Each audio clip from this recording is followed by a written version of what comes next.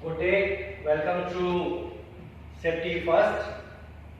Please subscribe our channel and please push our bell button to get the more information about daily basis through our channel.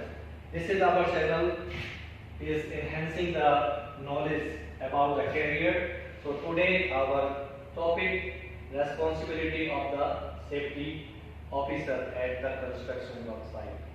So in this topic we will tell you and we will give you the idea that what are the basic responsibility of a safety officer at the work site to mitigate the risk and eliminate the hazards at site, to make the more safer, to get the safe progress and ensure the property and the human lives. So the basic safety officer responsibility in the site, the first I will go step by step, so the whole things will come in the sequence.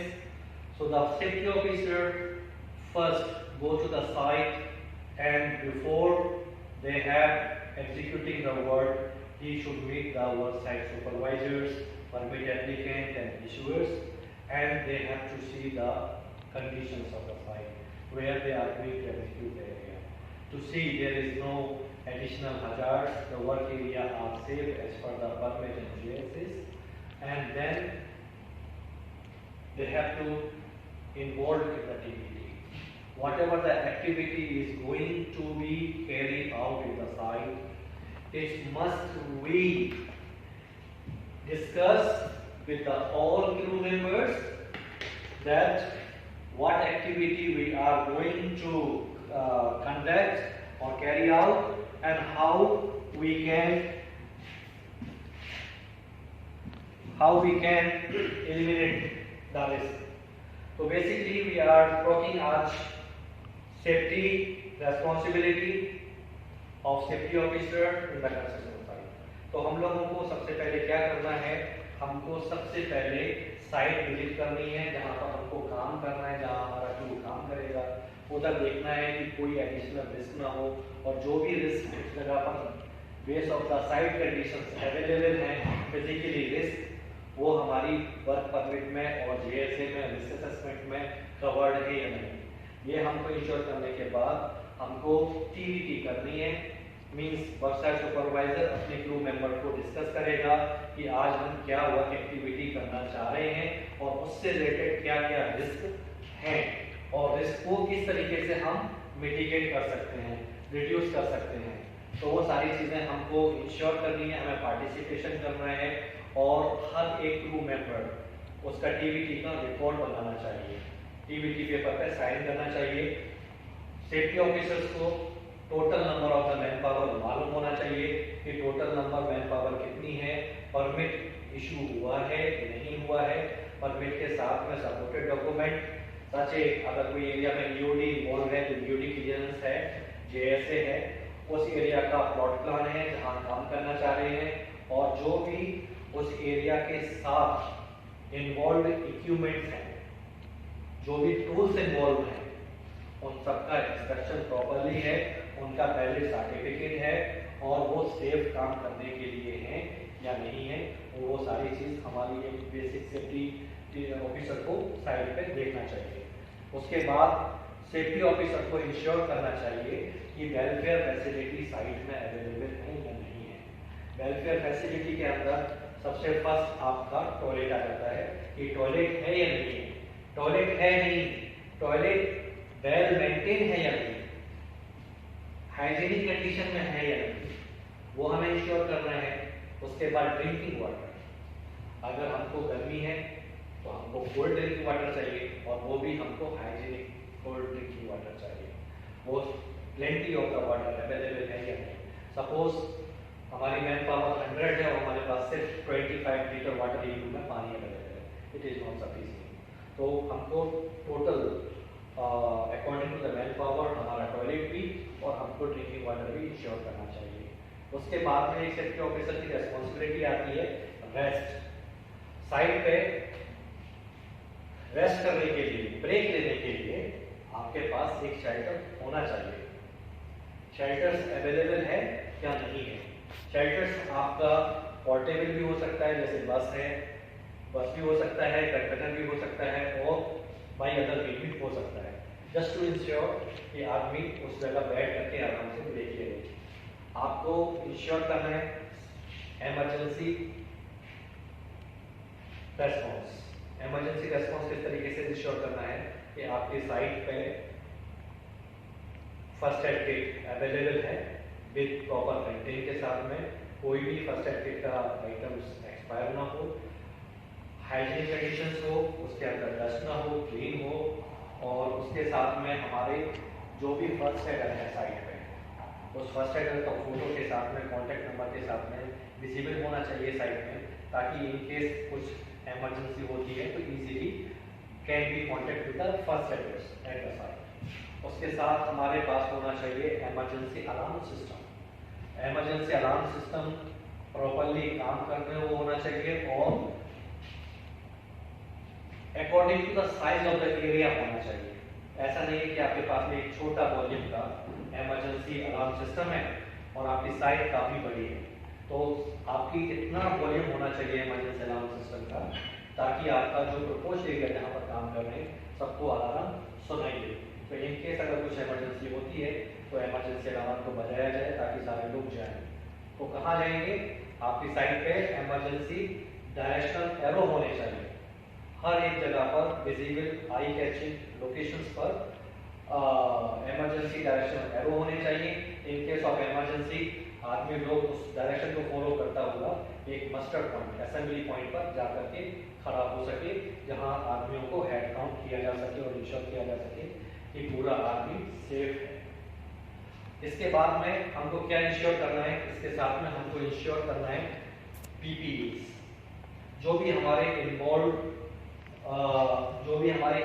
Workers हैं, हमारे crew members हैं, तो मैं आपको यहाँ दिखाना चाहूँगा। यहाँ हमारे पास में एक डमी है और डमी ने एक पीपी पहनी हुई है, तो इसको हम हार्ड हैट बोलते हैं। जो हार्ड हैट में हमको चेक करना है कहीं से डैमेज ना हो, तो इस चीज को चेक करने का सबसे बेस्ट टाइम होता है टीबीटी। आफ्टर टीबीटी हम लोग वन बाई सब लोगों का पीपी को बराबर चेक कर सकते हैं। इसका बराबर ब्लैक होना चाहिए, अंदर से सिम्स होनी चाहिए और इसका एक्सपायर ना हुआ हो एज पर द स्टैंडर्ड्स। उसके बाद हमारे सबके साथ में हमारे पास में इसको आई प्रोटेक्शन कहते हैं, सेफ्टी ग्लास भी बोलते हैं इसको। अगर हम लोग नाइट में काम कर रहे हैं तो हमारे पास में नाइट वर्क के अकॉर्डिंग क्लियर ग्लास होने चाहिए, और अगर हम डे में काम कर रहे हैं, सनलाइट में काम कर रहे हैं, तो उसके अकॉर्डिंग ब्लैक ग्लास होना चाहिए। उसके बाद हमको ये हमारा कवरऑल है जो कि अप्रूव्ड कवरऑल होता है, और हमें कवरऑल दूसरा भी इंश्योर करना है वेल्डर लोगों का 100% कॉटन वाला कवरऑल होना चाहिए एज पर प्रोसीजर्स। उसके बाद हमारे सेफ्टी शूज चेक करने हैं, हैंड ग्लव्स चेक करने हैं। अगर हमारा कोई वेल्डर भाई है या हमारा कोई ग्राइंडर भाई है तो हमें एप्रॉन चेक करना है कि उनके पास हैंड स्लीव्स हैं, एप्रॉन है, लेग स्लीव्स हैं, फेस शील्ड है, और प्रॉपर्ली उसके पास में एडिशनल पीपी जो भी रिक्वायर्ड है वो भी चाहिए, वो भी इंश्योर करना है।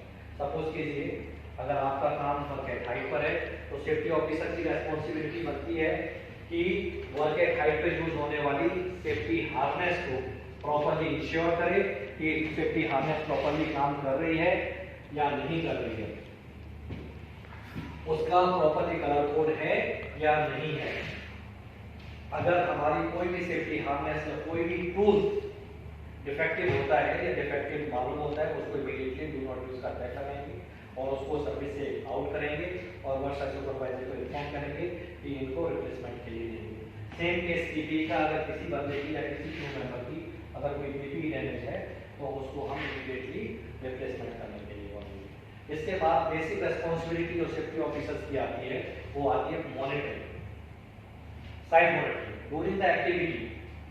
बंदे लोग जो हमारे क्रू मेंबर्स हैं, जो हम लोगों ने डिस्क्राइब की है, ऑलरेडी आइडेंटिफाई की है रिस्क जेएसए में, उस तरीके से बंदे जो हमने लोगों ने मिटिगेशंस डिस्क्राइब किए हैं जेएसए में जो मेंशन किया है उसके अकॉर्डिंग काम कर रहे हैं या नहीं कर रहे हैं, उनका जो फिजिकल एटीट्यूड है वो सही है या नहीं है। एक स्टैटिक्स है उस स्टैटिस्टिक्स में बताते हैं कि 88% एक्सीडेंट कंस्ट्रक्शन पे होते हैं human, only for the human. तो कंस्ट्रक्शन साइट में जो मेन कंट्रीब्यूशन रूट कॉज है वो है ह्यूमन एरर। ह्यूमन एरर कैसे होता है? आपने एक सेफ्टी ऑफिसर ने सारी चीजें चेक कर ली, परमिट चेक कर लिया, टीबीटी कर लिया, बता दिया, पीपी चेक कर ली, इमरजेंसी चेक कर लिया, आपकी वेलफेयर फैसिलिटी चेक कर ली, सारी चीजें चेक कर ली। उसके बाद जो वे होता है, जो ह्यूमन एटीट्यूड होता है, सुना लेकिन फॉलो नहीं किया, गिलास पहनने के लिए बोला नहीं पहनते, हार्ड हेड पहनने के लिए बोल रहे हैं काम कर रहे नहीं, हाइट पे जा रहे हैं सेफ्टी हार्नेस पहनने के लिए बोला है, बताया है कि सेफ्टी हार्नेस क्यों चाहिए, ये क्या करेगी, किस तरीके से ये आपको सेव करेगी, लेकिन वो नहीं पहनते। एटीट्यूड प्रॉब्लम्स, ह्यूमन एरर, गलती हो गई, ये सारी चीजें हमको एक्सीडेंट लीड करती है, कंट्रीब्यूट करती है एक्सीडेंट को। और कंस्ट्रक्शन साइट में 88% रूट फैक्टर्स ह्यूमन एरर है। तो हमको day by day through out the day हमको ह्यूमन बिहेवियर को क्लोजली मॉनिटर करना है। अगर कहीं भी कोई भी आदमी एरर करता है तो हमको इमीडिएटली उसको स्टॉप करना है, उसको एजुकेट करना है, समझाना है और फिर उसको काम पे रिज्यूम करना है। तो monitoring and supervision is very initial with the safety officer job. उसके बाद अगर आपके पास कोई विजिटर्स आता है, आपके साइट में कोई विजिटर्स आता है, आपको उस पर साथ में कम्युनिकेट करना चाहिए। What ever the required information चाहिए होती है वो आपको प्रोवाइड करनी चाहिए उसको, और उसको बताना चाहिए कि आपकी साइट पे कौन कौन सी रिस्क इन्वॉल्व हैं ड्यूरिंग द करंट सिचुएशन, कौन सी रिस्क इन्वॉल्व हैं और उनका क्या मिटिगेशन है। तो कोई भी विजिटर्स अगर आउटसाइडर आता है और आपकी साइट विजिट करना चाहता है तो you must tell about the emergency and the involve risk in the current situation और period of your site, and you must be guide, you should be guider for that. आपको उसको guide करना है, whatever the purpose the person is visitor is having, you have to guide unless his intended purpose is not completed and he will not go away from your site। उसके बाद में हमको ensure करना है कि हमारे crew members properly medically fit हैं या नहीं है।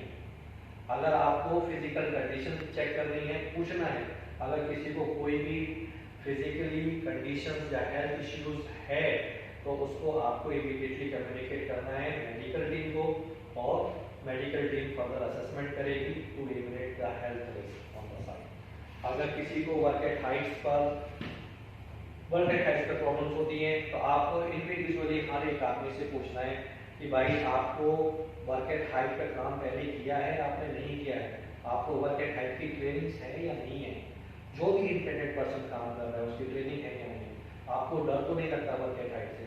तो सच दिस क्वेश्चन हम लोगों को पूछने चाहिए और पूछ करके एक रिस्क को एलिमिनेट कर सकते हैं। एंड नेक्स्ट पार्ट आता है हमारा ट्रेनिंग सेशंस। हमारे एक रूम में डिफरेंट कैटेगरी के वर्कर्स होते हैं और डिफरेंट कैटेगरी का काम होता है। सपोज एक बंदा है वो वेल्डिंग करता है सिर्फ, दूसरा बंदा होता है वो कटिंग करता है, ग्राइंडिंग करता है, थर्ड बंदा होता है सिर्फ वो हेल्पर होता है, फोर्थ बंदा होता है जो फिटर होता है, जॉइंटों को फिट करता है, एक बंदा होता है जो ट्रेन को चला रहा होता है। तो डिफरेंट कैटेगरी के बंदे इन्वॉल्व होते हैं क्रू मेंबर्स एक टीम में काम करने के लिए। तो हमको हर एक बंदे को अकॉर्डिंग टू द वर्क जो जिस बार में काम करना चाहता है उसकी प्रॉपर्ली ट्रेनिंग होनी चाहिए, उसको प्रॉपर्ली ट्रेन होना चाहिए अपने काम में। Training must be required. Training से क्या होता है? Training is giving the idea to make the more confidence and enhance your knowledge to work. तो काम करने के लिए जो आप काम कर रहे हैं आपको कॉन्फिडेंस मिलता है, आपको नॉलेज मिलती है, आप अपडेटेड रहते हो और आप उस नॉलेज को यूज करके, ट्रेनिंग्स को यूज करके बहुत कॉन्फिडेंट हो जाते हो। और कॉन्फिडेंट का मतलब क्या है कि आप राइट टाइम पर राइट डिसीजन कर सको, आप सही डिसीजन ले सको। तो आप जब कॉन्फिडेंट हो जाएंगे तो हमारे क्रू मेंबर सही काम करेंगे तो ह्यूमन एरर नहीं होगा और इस तरीके से हम 88% इंसिडेंट को एलिमिनेट कर सकते हैं। नेक्स्ट पार्ट हमारा आता है ट्रांसपोर्टेशन। जब हमारे बंदे एक साइड से दूसरी साइड जाएं तो किस तरीके से जाएं? अगर लॉन्ग डिस्टेंस है तो पैदल नहीं जाना है बंदों को, तो ट्रांसपोर्टेशन के लिए प्रॉपरली हमारे पास ट्रांसपोर्ट व्हीकल अवेलेबल साइड पे है नहीं है, वो हमें इंश्योर करना है। उसके साथ ही एक सेफ्टी ऑफिसर की बड़ी रेस्पॉन्सिबिलिटी बनती है इमरजेंसी व्हीकल।